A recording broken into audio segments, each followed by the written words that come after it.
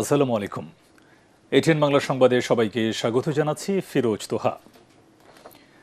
নির্বাচনী প্রচারণার অংশ হিসেবে দীর্ঘ ২২ বছর পর এখন ময়মনসিংহে বিএনপি চেয়ারম্যান তারেক রহমান কিছুক্ষণ আগে ময়মনসিংহের সার্কিট হাউস ময়দানের জনসভা মঞ্চে এসে পৌঁছান বিএনপি চেয়ারম্যান। এ সময় উপস্থিত জনতা স্লোগান করতালি দিয়ে দলীয় প্রধানকে স্বাগত জানান। সমাবেশে স্থানীয় ও কেন্দ্রীয় নেতাদের বক্তব্য চলছে। এর আগে সমাবেশে যোগ দিতে গুলশানের বাসা থেকে সড়ক পথে রওনা দেন বিএনপি চেয়ারম্যান।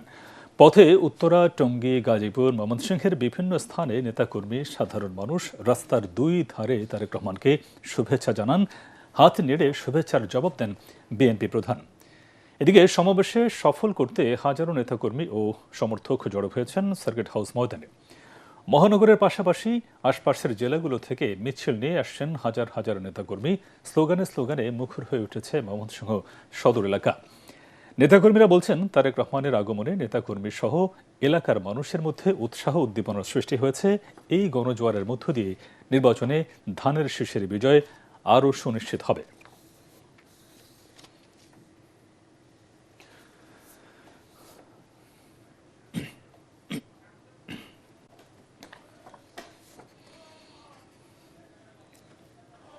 রহমান, তারেক রহমান, তারেক রহমানের আগমন, শুভেচ্ছা স্বাগতম, তারেক রহমানের আগমন, শুভেচ্ছা স্বাগতম, তারেক রহমানের আগমন, শুভেচ্ছা স্বাগতম, তারেক রহমানের আগমন, শুভেচ্ছা স্বাগতম।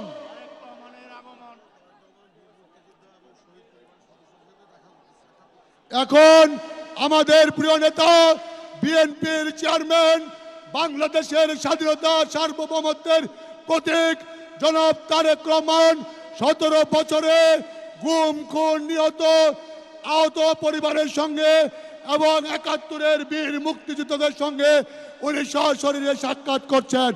আমরা সবাই করতালির মাধ্যমে তারেক রহমানকে ধন্যবাদ এবং কৃতজ্ঞতা। মঞ্চে আসছে বিএনপির চেয়ারম্যান জনাব তারেক রহমান। তারেক রহমানের আগমন, শুভেচ্ছা স্বাগতম, তারেক রহমানের আগমন, শুভেচ্ছা স্বাগতম, তারেক রহমানের আগমন, শুভেচ্ছা স্বাগতম, তারেক রহমানের আগমন, শুভেচ্ছা স্বাগতম। ময়মনসিংহের পক্ষ থেকে তারেক রহমানের আগমন, ময়মনসিংহের পক্ষ থেকে লাল গোলাপ শুভেচ্ছা, ময়মনসিংহের পক্ষ থেকে। সবাই বসে যাবেন, সবাই ব্যানার নামিয়ে ফেলবেন, সবাই বসে যাবেন, সবাই ব্যানার নামিয়ে ফেলবেন।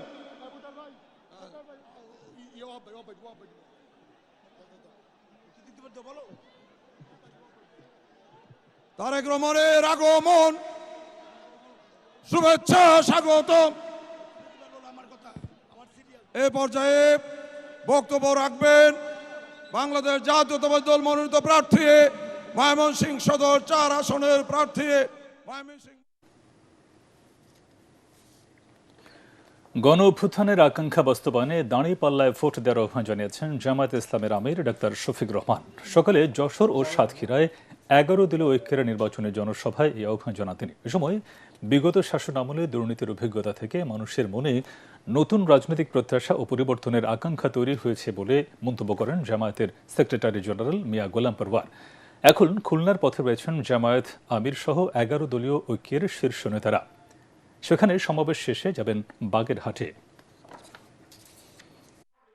আমরা যদি আল্লাহ তাআলার মেহেরবানিতে দেশ গড়ার সুযোগ পাই, আপনার ঘরে, চলাচলে, কর্মস্থলে, সব জায়গায় আপনাকে সম্মানিত করা হবে, মর্যাদা দেওয়া হবে এবং শতভাগ নিরাপত্তা ইনশাআল্লাহ নিশ্চিত করা হবে। বড় শহরগুলোতে মেয়েদের চলাচলের জন্য আলাদা যোগাযোগ ব্যবস্থা গড়ে তোলা হবে। জায়গায় জায়গায় পুরুষের জন্য অনেক ব্যবস্থা আছে, মহিলাদের জন্য কোনো ওয়াশরুমের ব্যবস্থা নেই, নামাজের ব্যবস্থা নেই। ইনশাআল্লাহ সেই উদ্যোগগুলো আমরা নেব। শেখ হাসিনার ফ্যাসিবাদের পর গত 17 মাস জনগণ অন্য দলের ফ্যাসিবাদ দেখেছে বলে মন্তব্য করেছেন এনসিপির নির্বাচন পরিচালনা কমিটির প্রধান সমন্বয়কারী আসিফ মাহমুদ সজীব ভূঁইয়া। নোয়াখালী 2 আসনের সেবারহাট বাজারে 10 দলীয় জোটের পথসভায় তিনি বলেন, যারা অতীতে কোনো কথা রাখেনি তারা ভবিষ্যতেও কথা রাখবে না। এ সময় 10 দলীয় জোটের প্রার্থী সুলতান জাকারিয়া মজুমদারকে সমর্থন দেওয়ার আহ্বান জানান আসিফ মাহমুদ।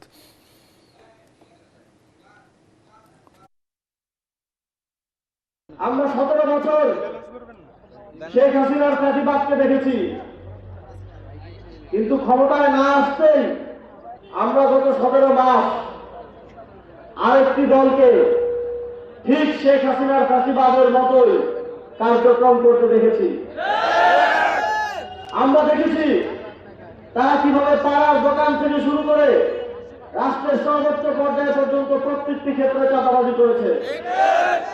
আমরা দেখেছি তারা কিভাবে মানুষের হক মেরে খেয়েছে, তারা কিভাবে বাংলাদেশের মেহনতি মানুষকে পদে পদে অত্যাচার অনাচারের মধ্য দিয়ে গিয়েছে।